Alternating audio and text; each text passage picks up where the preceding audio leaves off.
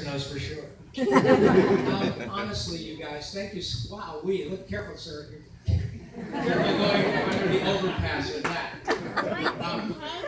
This is such a pleasure to be here with you guys here in Pennsylvania. I'm always, I guess the word is kind of inordinately and wonderfully humbled and flattered when folks take time out of their day, especially on the weekend, to come and hang out with a middle-aged guy from Michigan who makes silly noises for me. And look, it's not false modesty. I'm good at my job. I've been doing it a long time, but truly, honestly, this is the best part of the gig.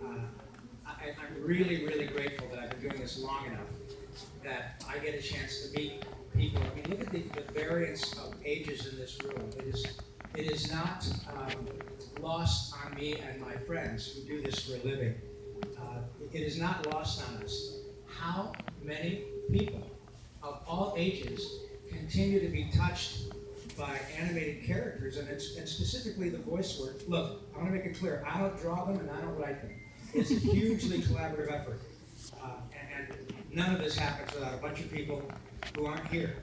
But we all get how lucky we are to do something for American dollars that we would essentially do for free. But this is unbelievable, whether it's 100 people or 10,000. This always happens. There are folks my age and folks much younger, and that's the way it is all around the world. And it is a huge privilege to be in this position. So thank you very much for putting me here. I appreciate it.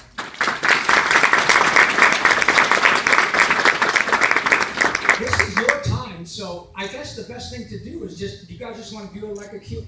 You beat me to the punch. I was going to say, why don't we do this? Because I can pontificate. You'd never know that I make a living speaking, would you?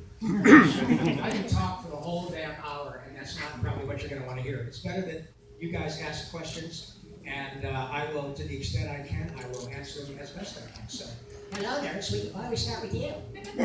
I was the Minnie Mouse yesterday. Yes, you were. Now today you're the Frozen person. Yes. Yes. My question for you that I want to ask you yesterday, have you ever found any difficulties with your voice when doing recording work, such as sore throat, scratchiness? Yeah, the question is, have I ever found any difficulties with respect to recording in terms of having a sore throat or a cold?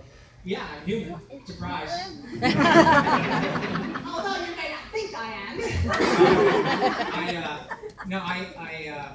I've been pretty fortunate in terms of colds and flu and all that. I don't know, but just because I'm a good Midwestern stock. I grew up in Michigan, not too far to go.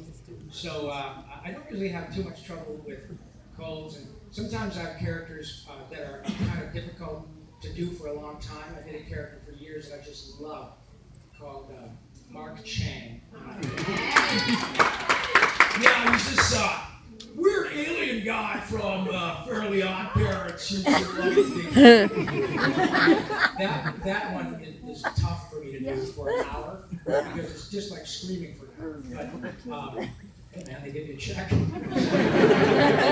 You'll get better. Relax. Do it on a Friday, scream for a couple hours, get a check, and then hang out for the weekend. You'll be all right. Have you ever used any like herbal teas? No, I don't. I probably should. The question was herbal teas and stuff. No, well, we have recreational marijuana in LA now, so.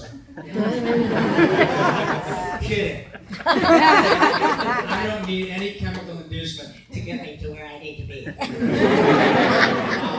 No, I don't. And I drink a lot of water. There are friends of mine. Jess Harnell has a very special tea thing that he uses to coat his throat and all of that. And a lot of singers do. A lot from Frank Sinatra, who said it was tea, but it was probably John Daniels. And that's okay too, man. If that's what it takes you to get through the show and people are getting their money's worth, I get it. In my case, it's a pretty good idea of knowing what my limitations are, and if I need to go past them, then I tell the producer, you're good for about an hour before I can't do it well enough for you to use it, But it's not mystical. It's just knowing your own limitations. And I had about 2 years ago, I was diagnosed with stage 3 throat cancer. So I mean, I'm okay. It was pretty intense. The treatment was intense, and I'm okay now. I mean, I'm not a smoker. just it's my turn to, pardon me, everybody's got their shit. And it's my turn in the cage. I'm okay, but the point is, if I can handle the radiation and chemo, and I'm back here working, then I'm okay making funny noises that are a little bit, onerous. But thank you. Yes. What's your favorite voice? My favorite voice is the next one because it means I'm working. And yes, for those of you who are maybe future actors, it never stops. I am one of the most fortunate actors I know who's not a celebrity, and I am so grateful to keep working. And it's interesting, you talk to almost anybody, even the celebrities, movie stars, they still have anxiety about, is my movie going to be a flop and I won't get the next one? It's just the nature of being a performer. But don't feel sorry for me. Nobody ever shoved a gun in my mouth to do this. This is my choice. I'm a lucky guy. In terms of picking one that I would have to do the rest of my life, I really like Pinky a lot because he's just a dear, dear, sweet character. But the other thing is the relationship between Pinky and the Brain is also very sweet. And Maurice LaMarche is profoundly gifted. There are talented people, and then there are people who are, way at the top. Like, really sorry for your Cavaliers fan, but there are people who are good basketball players. Then there's Michael and LeBron. LeBron's above Mike. Yeah, okay, LeBron's above Michael. Of course he is. But that's what you don't talk about. There are good actors, and then there are people like Frank Welker and Maurice and Mel Blanc. That they're really special.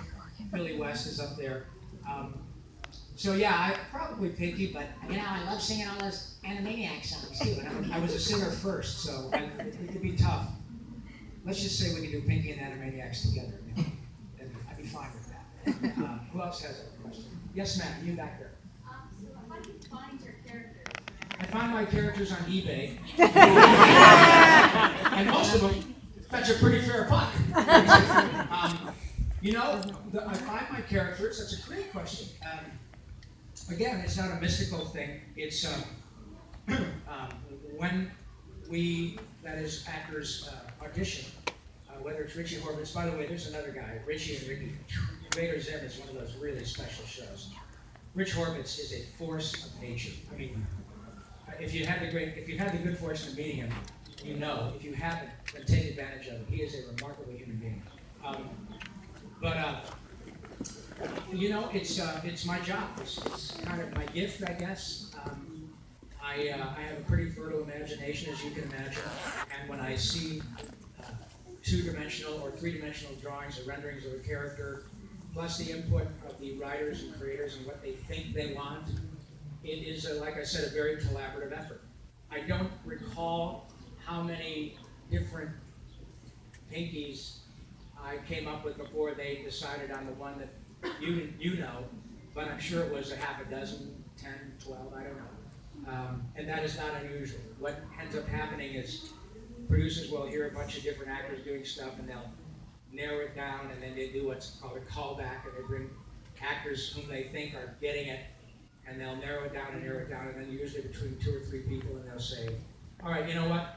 We got Maurice and 2 other guys as the Brain, and Rob and a couple other guys as Pinky, and they mix and match and say, Mr. Spielberg will put his stamp on it and say, all right, these 2 guys are going to be Pinky and the Brain. Let's see how it goes. And sometimes it works, and sometimes it doesn't, and sometimes it works for a couple of episodes, and then the producers say, Pinky's not so great. Let's replace him with another actor. Can't take it personally. That's the way it goes. We've all been replaced. It's part of the deal.